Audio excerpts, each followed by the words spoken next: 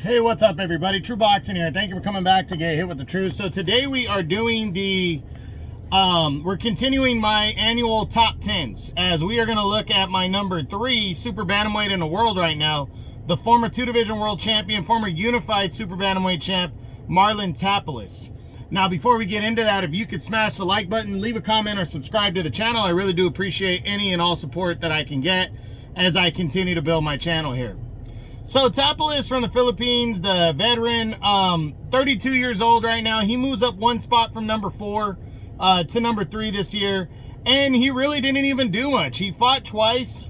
He returned from the knockout loss to Naoya Inoue last year in December when they fought to unify all 4 belts. He returned in May and got a first-round knockout victory, and then returned in September and got a 10-round unanimous decision, and has just stayed, you know, and that's it. So he moves up a spot. He's ranked high still in a couple governing bodies. Right now he is number 3 in the IBF, number 5 in the WBA. He's number 2 in the WBC. So Marlon Tapales is really sitting pretty in these divisions, just waiting around to get another opportunity to get in line for a world title. I personally think heading into 2025, you know, obviously he's not going to get a title shot. Inoue has no desire to fight him again. Inoue destroyed Tapales when they fought last year. But, you know, as I keep saying, I think Inoue is going to be moving up to 126 after this year, 2025. So for Tapales, if he's smart, he should try to take on one of these other top guys, you know, and at least fight in a final eliminator. And I really think he has an opportunity to do that in the IBF and the WBC.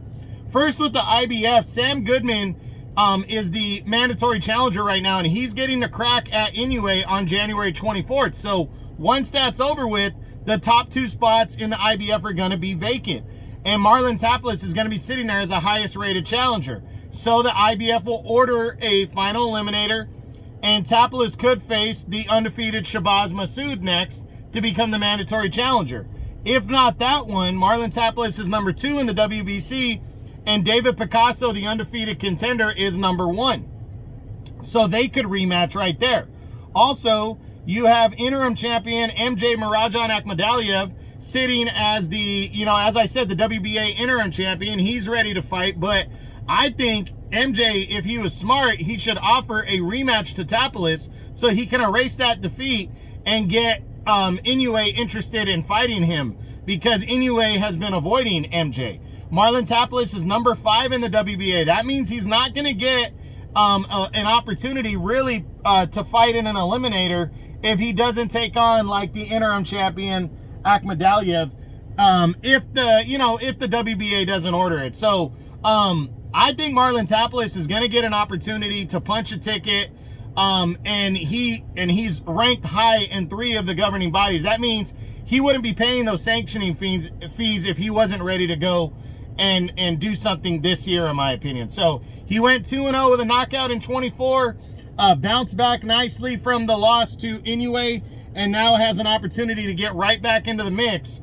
He's 32 years old, 39-4, 20 knockouts. So I'm looking forward to seeing what opportunities he's presented with and what he's going to do. I personally think it's going to be for the IBF. I think he's going to get a final eliminator. That's always been the title belt that he's went after. You know, he's fought and won that belt twice now at 122, and I think that's what he's going to do again, to be honest. I think he's going to get go after the IBF, you know, and try to become the mandatory challenger there again. So we'll see what happens, but that's it. That's what I got. That is my number 3 super bantamweight in the world right now at 122 pounds. The former unified champion, former 2-division champion, Marlon Tapales of the Philippines, as my annual top 10s continue. I hope you enjoyed the video. If you did, smash the like button, leave a comment, or subscribe to the channel. I appreciate any and all support.